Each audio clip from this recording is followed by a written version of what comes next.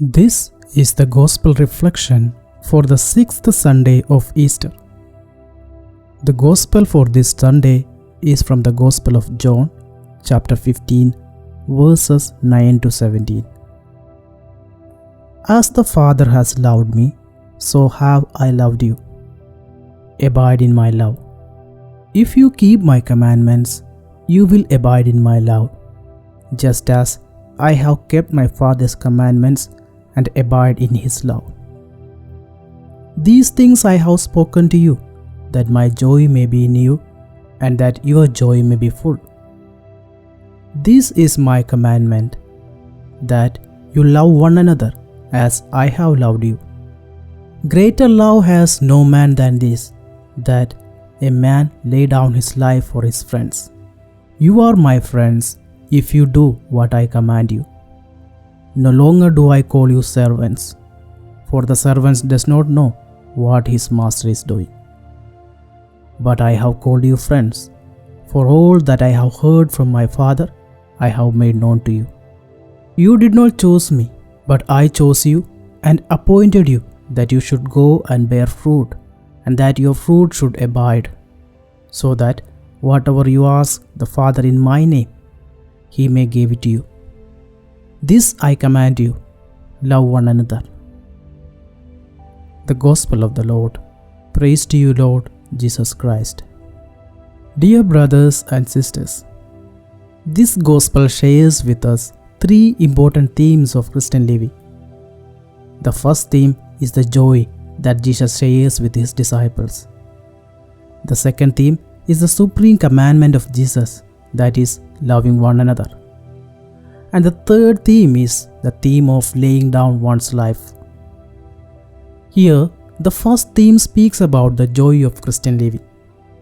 To attain the perfect joy, one must love God the Father as Jesus did.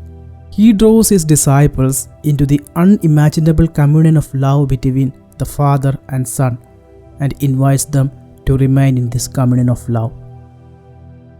As we read in the previous Sunday's Gospel, the disciples are to remain in communion with Jesus like the branches are to remain on the vine. This communion with the Father and the Son is established through loving obedience to the commandments.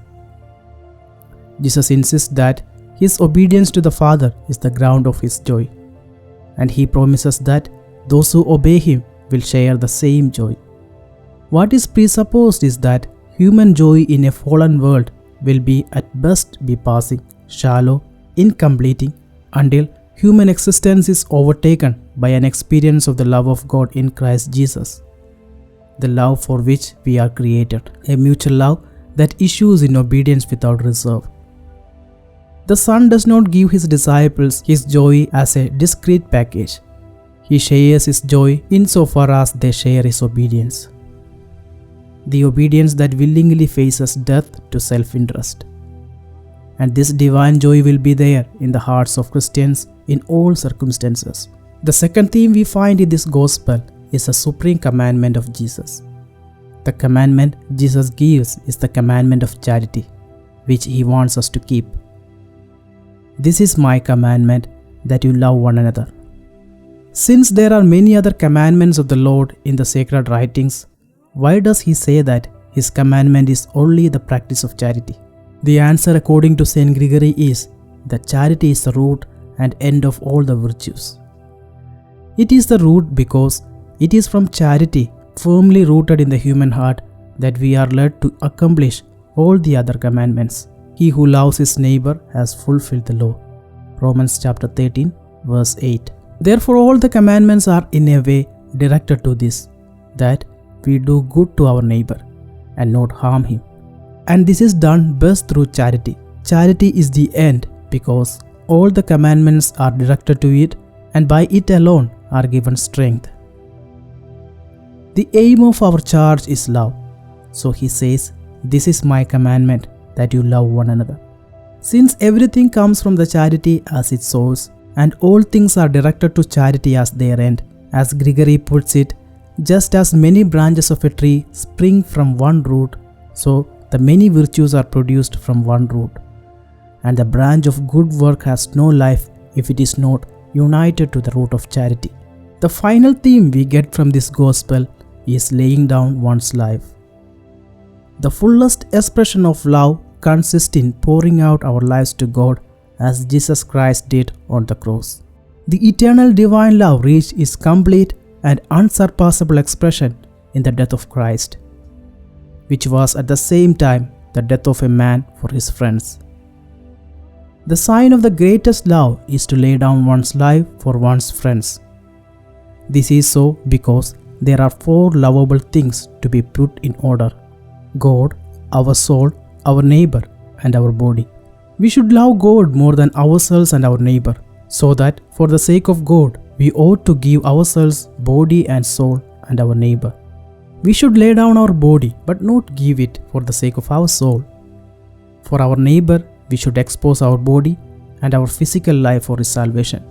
Consequently, since our physical life is best thing we have after our soul, it is a great thing to expose it for the sake of our neighbor, and a sign of greater love. In this the love of God was made manifest among us, that God sent his only Son into the world so that we might live through him. 1 John chapter 4 verse 9.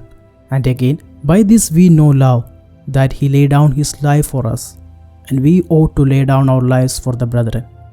1 John chapter 3 verse 16.